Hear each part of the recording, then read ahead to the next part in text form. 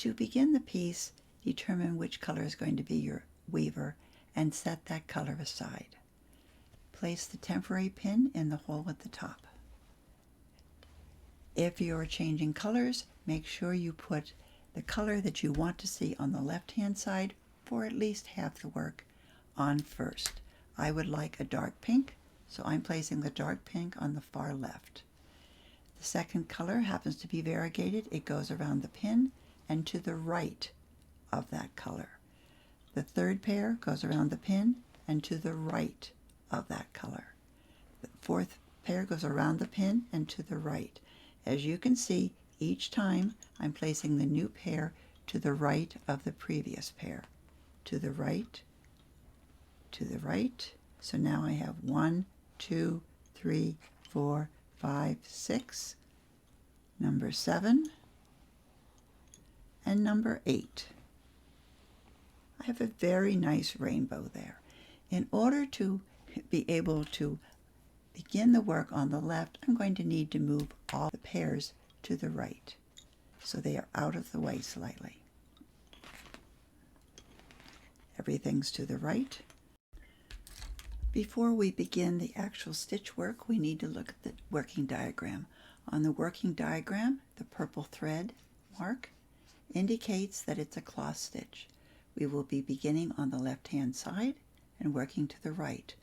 Each of the outside stitches are winkie pins. So moving to the piece, I need to first place a pin in the upper left-hand corner. Place the worker on that pin. And that pin is slightly angled towards the outside.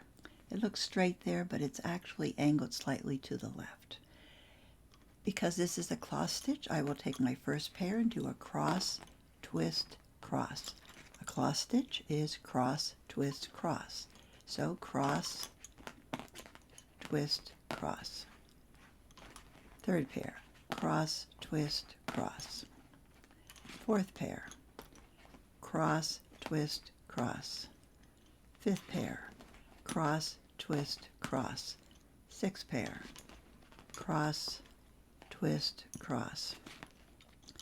Seventh pair, cross, twist, cross. Eighth pair, cross, twist, cross.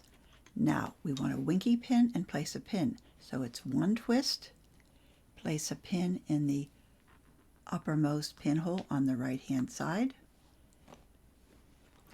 and complete the next stitch.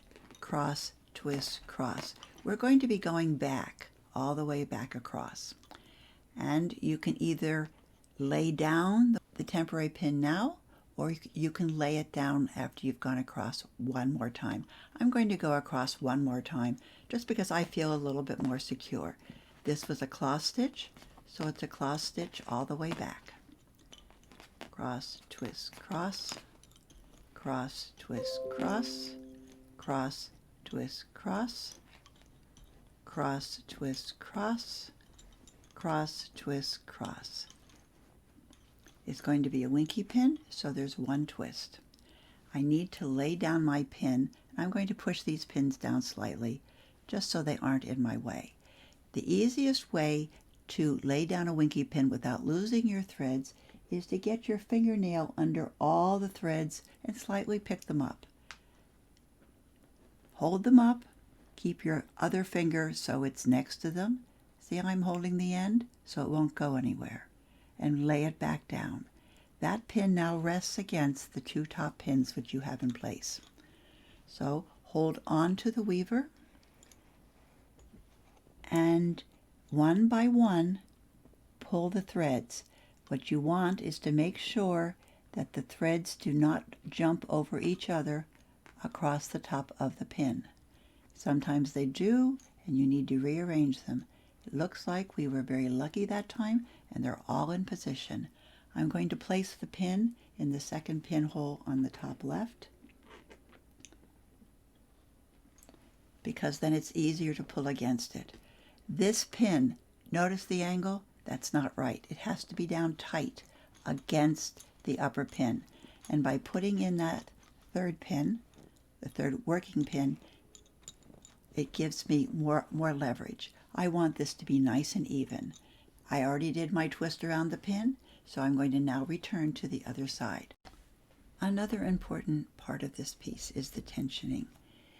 If you keep all of your pieces straight ahead of you and not following the shape of the petal, you'll have an empty petal at the top. So as you can see, the next pin is quite a distance up. I need to make sure that when I tension it, I'm actually tensioning it so that it might look pretty. It actually follows that particular shape. So now we're on the outside edge. And although I want my work straight ahead of me, I can't get to my bobbins if I don't turn my pillow. So I'm turning my pillow slightly. I've tensioned. I've made sure that I'm pleased with the position of everything. Because I'm going around a winky pin, it has one twist. I go back through. This is still a cloth stitch. Cross, twist, cross. And you can tension as you go along, or you can say, I can just go all the way across. Cross, twist, cross, cross, twist, cross. I'll move it so it's more in line with where I need it to be. Cross, twist, cross, cross, twist, cross. And the last pair, cross, twist, cross. One twist on the worker to go around the winky pin. And place a pin in what is now the third pinhole. Hold your worker against that pin and tension so that you like the position of the threads within your flower. Don't forget to lengthen your worker as needed by just twisting the bobbin. Cross, twist, cross.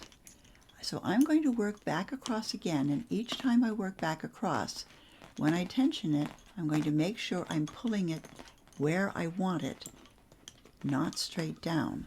By pulling it straight down, as I said, I will not have a nice petal. And part of this activity is also to create proper tension. I'm at the winky pin, I do one twist, and I place the pin in what is now the third pinhole on this side. Tension against the pin and pull the threads so that they are where I want them to be in the flower. So continue now working, being very careful with your tensioning until you are at this pin hole over here, and we're going to be working back to the middle. So stop on the left-hand side at that pin.